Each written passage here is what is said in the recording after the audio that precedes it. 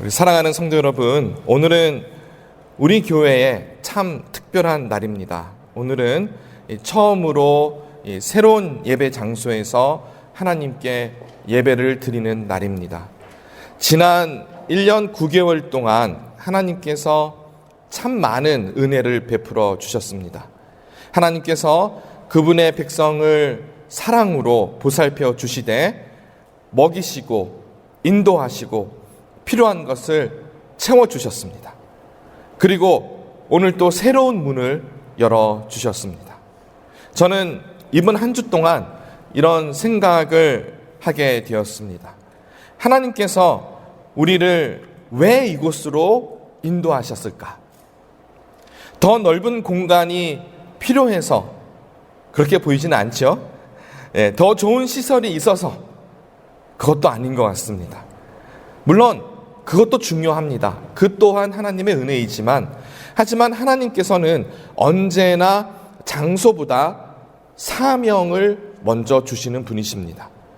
새로운 장소는 늘 새로운 사명을 동반합니다.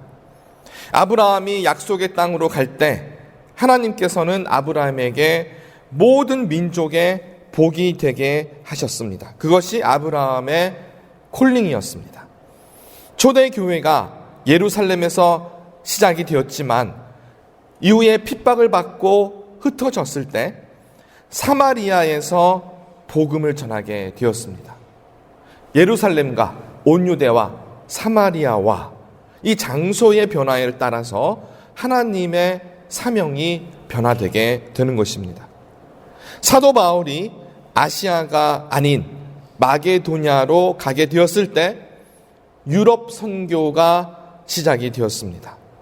이 새로운 땅에는 새로운 사명이 있습니다. 우리가 이 장소에 오게 된 것도 우연이 아니라 우리를 이곳에 보내신 하나님의 분명한 뜻이 있습니다. 여러분은 아시다시피 이 새로운 장소를 찾는데 하나님께서 막으실 때는 얼마나 또 막으시고 이 길로 인도하셨습니까? 우리는 그 사실을 너무나 잘 알고 있습니다. 우리가 이곳에서 우리의 이웃을 사랑하고 그들을 축복하는 것이 우리의 사명일 줄로 압니다. 특히 아직 예수님을 알지 못하는 사람을 사랑으로 섬기는 것, 이것이 우리에게 주시는 새로운 비전입니다. 그런데 여기서 우리가 생각해 보아야 할 것이 있습니다. 그것은 많은 그리스도인들에게 전도라는 말이 참 부담스럽다라는 것입니다. 제가 중학교 학생이었을 때였습니다. 저는 모태신앙으로 교회에서 열심히 신앙생활을 했습니다. 그런데 그 많은 신앙생활 중에서 제 안에 떨쳐낼 수 없는 죄책감이 있었습니다. 그것은 바로 제가 전도를 잘 못한다라는 것이었습니다. 주일이면 전도사님께서 늘 전도에 대해서 말씀을 하셨는데 저는 정작 전도를 못하다 보니 그때마다 큰 죄책감에 쌓였습니다. 우리도 쉽게 표현하지는 못하지만 전도하라 그럴 때 분명 우리 안에 부담감이 있을 줄로 압니다. 전도해야 하는데 이번 달에도 한 사람도 전도하지 못했네. 나는 전도를 잘 못하는 사람인가 봐. 이런 생각들에 쌓이게 되지요. 우리에게는 이 전도에 대한 기쁨보다는 전도에 대한 부담감과 또 죄책감이 먼저 다가오지는 않는지 모르겠습니다. 그런데 여러분, 성경을 보시면 성경 어디에도 전도하는데 죄책감을 가지라는 말씀이 없습니다. 예수님께서 한 번도 제자들에게 죄책감을 심어주면서 전도하게끔 그렇게 동기부여를 하신 적이 없으세요. 오히려 사람을 만나는 일을 즐거워하셨습니다. 예수님께서는 당시 소외를 받던 세리, 죄인들, 창기들 이런 사람들과 함께 떡을 떼며 교제를 했습니다. 물론 그것도 쉽지 않은 일이죠. 하지만 예수님께서는 기본적으로 사람들과 삶을 나눈 것입니다. 예수님의 제자들에게 이 전도란 죄책감이 아닌 이웃과의 즐거운 교제였습니다. 오늘 본문인 여호수아 1장에서는 약속의 땅으로 들어가는 여호수아와 이스라엘 백성에게 새로운 사명을 허락합니다. 그것은 땅을 차지하고 전쟁하고 이러한 부분도 있지만, 그런 요소도 있어요. 하지만 더 중요한 것은 그 새로운 땅에서, 약속의 땅에서 하나님의 백성으로 살아가는 것이었습니다. 땅이 아니라 삶을 사는 것이었습니다. 그래서 하나님께서는 여호수아와 백성에게 강하고 담대하라 하십니다. 이 말씀은 약속의 땅을 앞둔 여호수아에게만 주시는 말씀이 아니라 새로운 사명을 시작하는 하나님의 백성 모두에게 허락하시는 약속의 말씀이십니다. 그리고 하나님의 이 말씀은 오늘 새로운 장소에서 첫 예배를 드리는 우리 교회에게도 동일하게 주시는 말씀입니다. 하나님께서 우리에게 강하고 담대하라 하십니다. 자, 그렇다면 우리가 어떻게 하나님의 사명을 이루어 나가야 할까? 이 사명에 대해서, 그리고 이것을 어떠한 방식으로 이웃들을 더 사랑할 수 있을지 한번 생각해 보기를 원합니다. 강하고 담대하라 명령하신 하나님의 마음을 우리가 조금이나마 이해할 수 있는 시간이 되기를 소원합니다.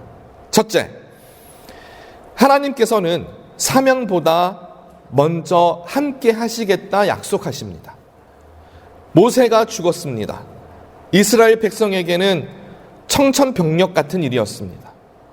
그 따르던 너무나 중요한 지도자가 사라졌습니다.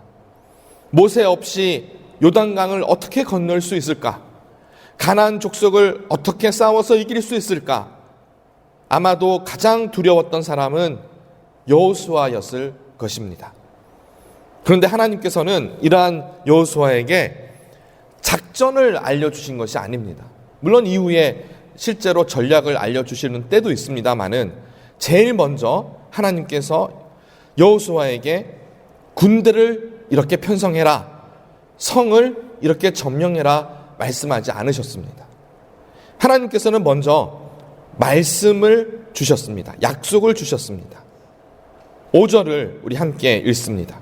내 평생에 너를 능히 대적할 자가 없으리니 내가 모세와 함께 있었던 것 같이 너와 함께 있을 것임이니라. 내가 너를 떠나지 아니하며 버리지 아니하리니. 이 얼마나 놀라운 말씀입니까? 하나님께서는 여호수아에게 강하고 담대하라 명령하십니다. 그 이유가 하나님께서 함께 하시기 때문에, 그래서 두려워하지 말라는 겁니다.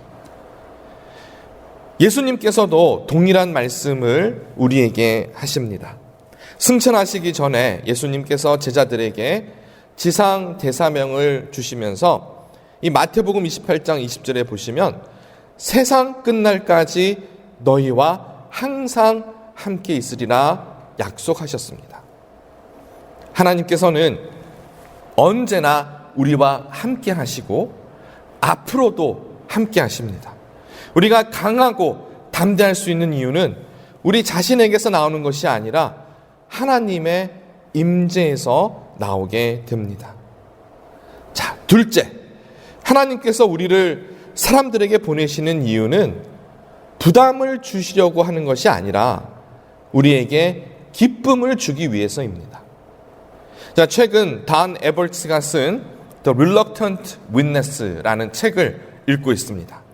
이 저자는 오랫동안 많은 그리스도인들을 만나면서 한 가지 공통점을 발견했다고 합니다. 대부분의 성도들은 예수님을 사랑합니다. 교회도 사랑합니다. 그런데 이 전도라는 단어만 나오면 갑자기 마음이 무거워집니다. 왜 그럴까요?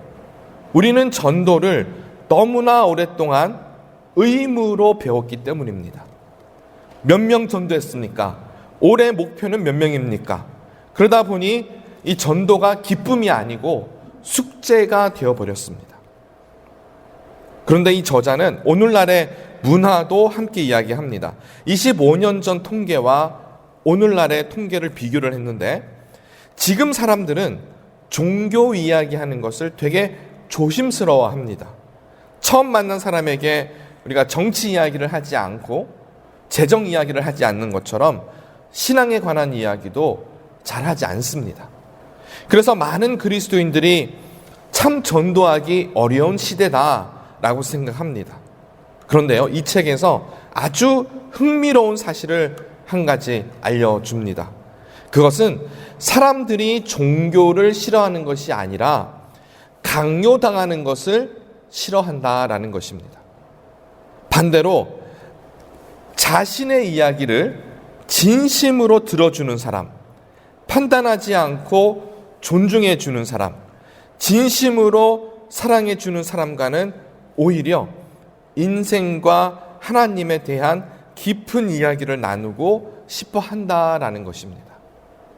어떤 분이 이 스타벅스에 가서 전도를 하기 위해서 만약에 내가 너에게 기도를 해주고 복음을 전하게 해주면 커피를 한 잔 살게 라고 했답니다. 아무도 다가오지 않더래요. 근데 푯말을 바꿔서 내가 당신의 이야기를 들어주겠습니다 그랬더니 실제로 사람들이 커피를 사다 주면서 들어달라고 그랬다. 그런 이야기를 들은 적이 있습니다. 이것은 참 중요합니다. 전도는 판매도 아니고요, 영업도 아닙니다. 논쟁도 아닙니다.